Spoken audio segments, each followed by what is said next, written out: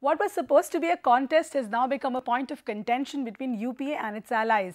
Now that UPA has zeroed in on Pranab Mukherjee as its presidential candidate, Anil Padmanabhan joins us to throw more light on this ongoing development. Given that Mint had reported on the chances of Hamid Ansari to win more than other candidates, what are your views now that Yeah, I do concede that Mint was an outlier in this, that we went out on on a limb on this and projected that Hamid Ansari would emerged as the front runner. On hindsight, obviously we were wrong, but in politics, 48 hours hindsight is a huge time. So at that point of time, the signals that we drew, and I think everybody drew, was that Pranab Mukherjee was not in the running at that moment. But subsequently, and developments and alliances and counter alliances, whatever went through, and today he has emerged as the front runner. So yes, we do stand corrected, but like I said, that's politics. You are never consistent in this. So, what do you think are Pranab Mukherjee's chances to win? Given that all parties are, extending support to his candidature, what do you think? How much do you think he would emerge as a winner for this contest? I think from now it should be smooth sailing.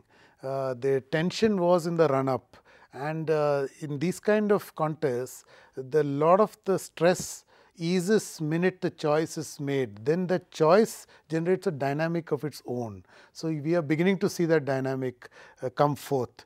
And so his election is more or less, I think you should assume it would go through and he would be India's 13th president. Now that Pranab Mukherjee would be resigning from his post as the finance minister, who do you think would take over his, filling his seat, and what kind of reforms, economic reforms do you expect from that candidate, in the long-term future? Yeah, great point. So far the race, the game that was played was Kaun Banega Rashtrapati. Now going forward, the game is Kaun Banega Vitt Mantri. So I think you have hit the nail on the head. What will happen now is, because he was such a pivotal person in the party and in the government, his exit means they have to rejig a lot of these posts, and which is going to generate its own politics. So which comes to the larger point, like what is the legacy or the cost of this win of getting Pranab into Rashtrapati Bhavan?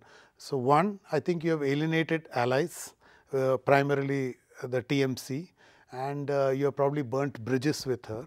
So which means, your legitimacy as in parliament could be under a serious cloud going forward. Secondly, though you can assume this win for granted, Congress will have to campaign for the next 1 month to make sure there is no accident going forward from here. So which means again distracted energies.